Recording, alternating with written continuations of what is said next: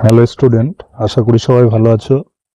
তো চ্যানেলে কিছুদিন একটু সমস্যার জন্য কয়েকদিন ভিডিও দিতে পারিনি। এখন থেকে আবার প্রতিদিন ভিডিও দেবো। তো তোমরা এখন থেকে চ্যানেলটা প্রতিদিন দেখো অঙ্কগুলো। তো প্রথম অঙ্কটি দেখো, বর্তমানে অজয় এবং বিজয়ের বয়সের অনুপাত 3:4। 5 বছর পরে তাদের বয়সের অনুপাত হবে 4:5। তবে বর্তমানে অজয়ের বয়স কত? তো দেখো,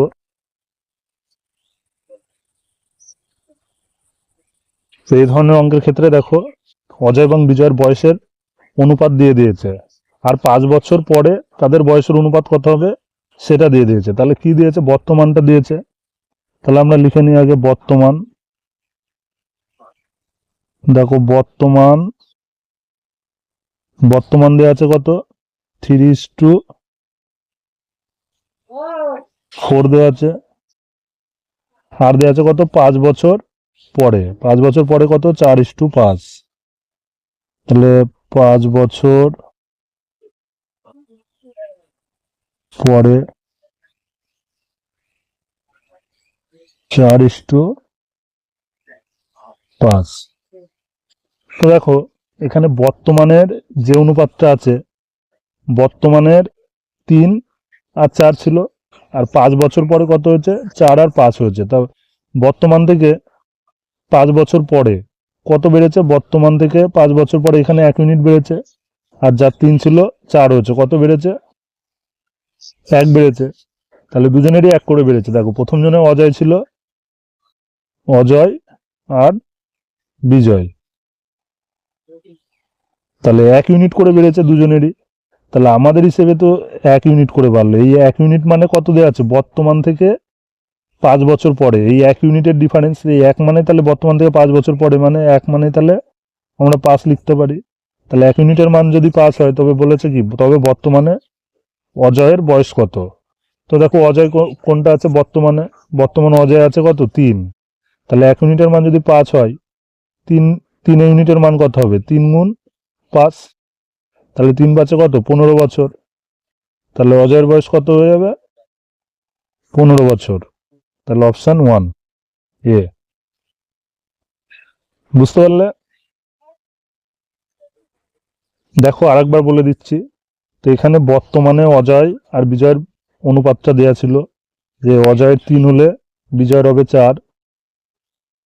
5 বছর পরে অনুপাত হয়েছে কত? 4:5। তাহলে বর্তমান থেকে 5 বছর পরে কত বেড়েছে? অজয়ের বেড়েছে দেখো 1 ইউনিট, বিজয়ের বেড়েছে 1 ইউনিট। যেহেতু 5 বছর পরে দুজনেরই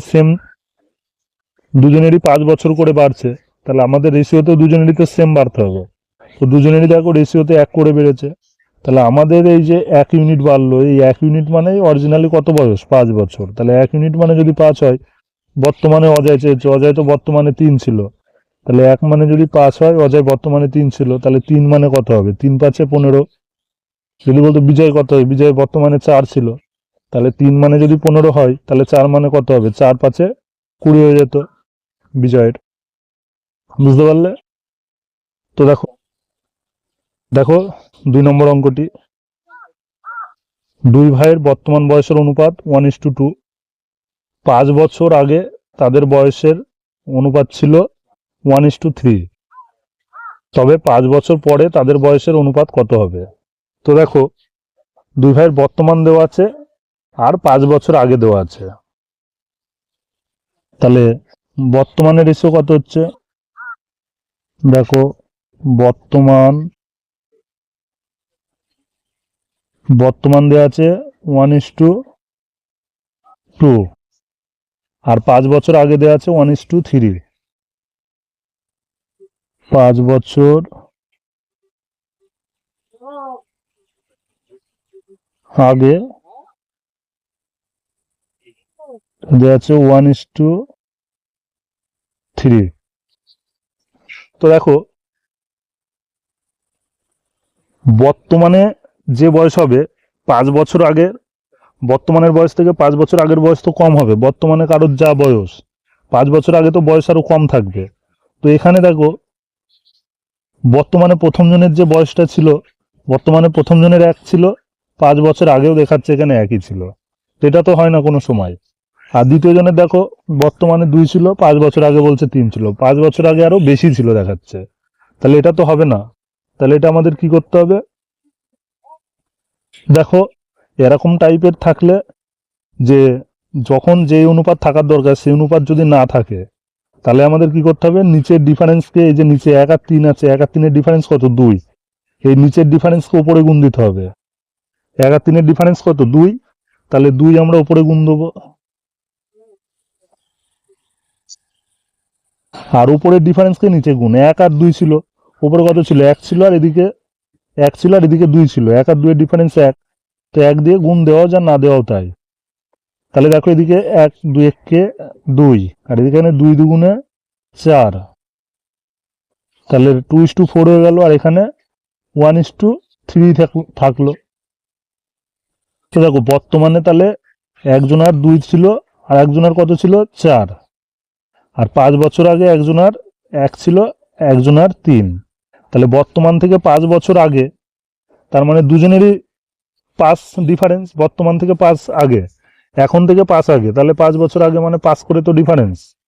তাহলে এখানে অনুপাতে সেম ডিফারেন্স আসতে হবে। দেখো যার বর্তমানে 4 ছিল, বর্তমানে 4 ছিল, 5 বছর আগে কত ছিল? 3, তাহলে 1 ইউনিট আগে। আর যার 2 ছিল, 5 বছর আগে ছিল কত? 1, এটাও 1 ইউনিট আগে। বর্তমান থেকে 5 বছর আগে ডিফারেন্স কত? 1 ইউনিটের। তাহলে আমরা এই 1 ইউনিট সমান সমান কত লিখতে পারি? 5। তাহলে 1 ইউনিট সমান সমান 5। কি চেয়েছে? তবে 5 বছর পরে বয়স, 5 বছর পরের অনুপাত চেয়েছে। তাহলে 5 বছর পরের অনুপাত বের করতে গেলে আগে তো আমার বর্তমানে আসতে হবে, তারপরে তো 5 বছর পরে যাব। তাহলে 1 ইউনিটের মান আমরা 5 পেলাম। তাহলে বর্তমানে বের করে নিই। বর্তমানে দুই ভাইয়ের বয়স। তাহলে একজনের 2 ছিল, একজনের 4 ছিল। তাহলে 1 মানে যদি 5 হয়, যার 2 ছিল তার কত হবে? তাহলে বর্তমান যার 2 ছিল 2 গুণ 5, আর যার 4 ছিল 4 গুণ 5। তাহলে একজনের 10, একজনের 20। এটা বর্তমান। আমার চেয়েছে 5 বছর পরে। তাহলে 5 বছর পরে যেতে গেলে আবার 5 করে যোগ করে দাও। তাহলে 5 বছর পরে, 5 বছর পরে কত হবে? এই যে 10, 10-এর সাথে 5 যোগ করে দাও। আর যার 20 ছিল, 20-র সাথে 5 যোগ করে দাও। তাহলে 15:25। তাহলে 3 5 15, 5 5 25, 3:5। তাহলে অপশন ডি।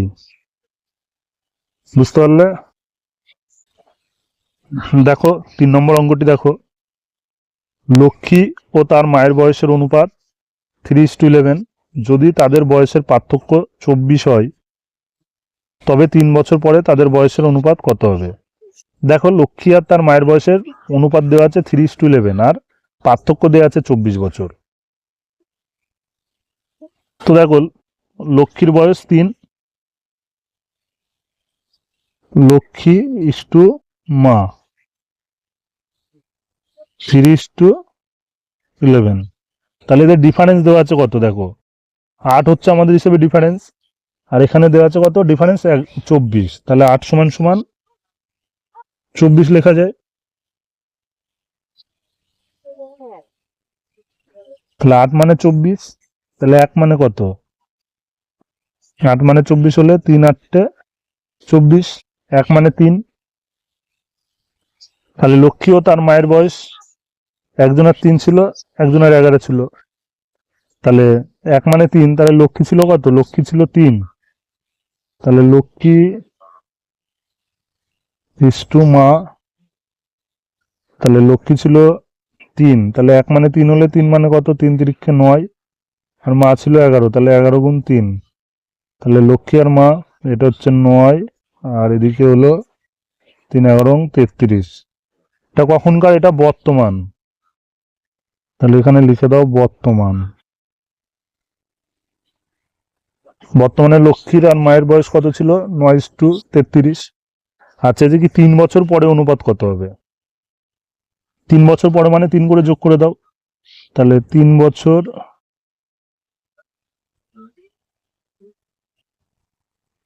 পরের অনুপাত, 3 বছর পরের অনুপাত কত হবে? যার 9 ছিল 3 বাড়বে, আর একজনের 33 ছিল 3 বাড়বে, তাহলে 12:36, 12 12, 3 12 36, তাহলে 1:3, অপশন এ। 4 নম্বর অঙ্কটি দেখো, বর্তমানে পিতা ও পুত্রের বয়সের অনুপাত 4:1। যদি তাদের বয়সের গুণফল 196 বছর হয়, তবে 5 বছর পরে তাদের বয়সের অনুপাত কত হবে? তো দেখো, বর্তমানে পিতা ও পুত্রের বয়স দেওয়া আছে, একজনের 4 দেওয়া আছে, একজনের 1 দেওয়া আছে। তাহলে আমরা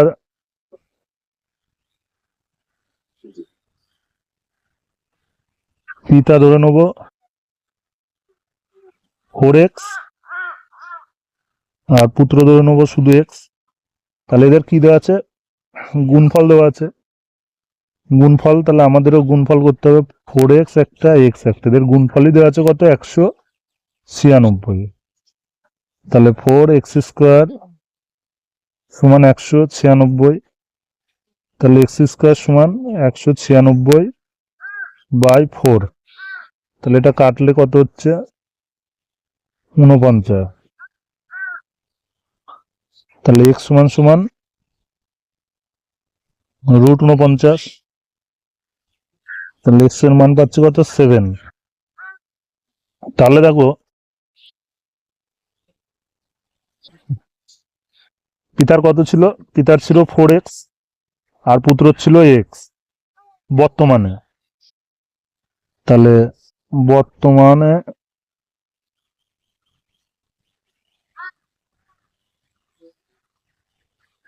পিতা ইস্টু পুত্র, তাহলে পিতা 4x ছিল, তাহলে x মানে যদি 7 হয়, 4x মানে কত হবে? 4 গুণ 7।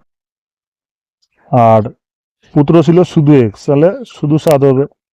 তাহলে বর্তমানে পিতা কত পাচ্ছি? 4 7 28, আর পুত্র পাচ্ছি 7। আমাদের চেয়েছে কখন? 5 বছর পরে। তাহলে 5 বছর পরে কত হবে? 5 করে যোগ করতে হবে। তাহলে 5 বছর পরে, তাহলে 5 বছর পরে গেলে 5 যোগ করে দাও, 28 + 5, আর যা 7 ছিল 7 + 5, তাহলে 28 আর পাচ্ছে 33:12। 33:12 মানে 3 11 33, 3 4 12, তাহলে 11:4। তাহলে আমাদের অ্যান্সার হয়ে যাবে 11:4, সি। নেক্সট অঙ্কটি দেখো,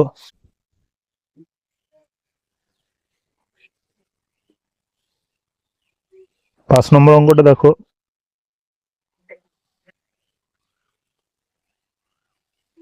3 বছর আগে এ ও বি এর বয়সের গড় ছিল 18 বছর। যদি তাদের সাথে সি যোগদান করে, তবে তাদের গড় বয়স হয় 22 বছর। তবে সি এর বয়স কত?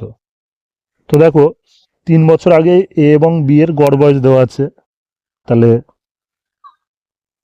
3 বছর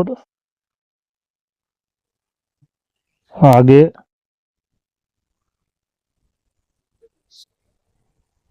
3 বছর আগের গড়,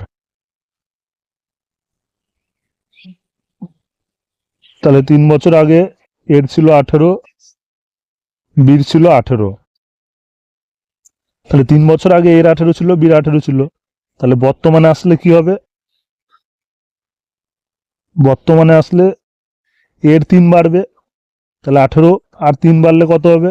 18-র সাথে 3 যোগ হয়ে যাবে, বিরও 18-র সাথে 3 যোগ হয়ে যাবে, তাহলে কত হয়ে যাবে? এরও 21 হয়ে যাবে, বিরও 21 হয়ে যাবে। আর আরেকটা কি হচ্ছে? বর্তমানে সি যোগ দিয়েছে তাদের সাথে। 3 বছর আগে এ আর বির 18 ছিল গড়, তাহলে বর্তমানে তো 21 করে হলো গড়, তাহলে এর 21, বির 21। আর সি যদি তাদের সাথে জয়েন করে, তাহলে কত হয়ে যাবে? বলেছে সি যদি জয়েন দেয়, তাদের গড় হয়ে যায় 22। তো তো দেখো সি যেই জয়েন করলো গড় হয়ে গেল 22, সির কাছে 22, বির কাছে ছিল 21 হয়ে গেল 22, এক বাড়লো, এর কাছে ছিল 21 হয়ে গেল 22, এক বাড়লো। তাহলে এই যে এ এক বেড়ে গেল, এর বির এক বেড়ে গেল, এই 1 1 2 কোথার থেকে আসলো? সির কাছ থেকে আসলো। তাহলে সি কত নিয়ে এসেছিল? এই 22 তো এনেছিলই, আরো এ কে 1 দিয়েছে, বি কে 1 দিয়েছে 2। তাহলে সি কত এনেছিল? 22 আর 2 24। তাহলে সির বয়স হয়ে যাবে কত? 24 বছর। Option D. বর্তমানে অনিল ও সুধীরের বয়সের পার্থক্য 6 বছর।